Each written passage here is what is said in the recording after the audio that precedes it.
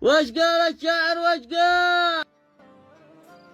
والله يا الشيخ ترخص لي اللي يقول لي القصيد، وانا اشهد ان مهاوش يقول الشعر وينظمه. اي قول يا مهاوش. صح سكت ولا اسمع نفس، ترى زوجي مهاوش يقول قصيد جد للمعاني.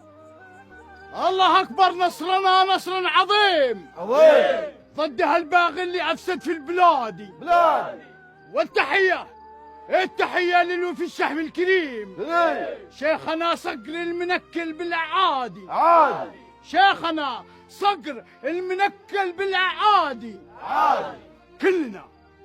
كلنا بارود محرق للغريم، لجل يامن كل رايح كل غادي.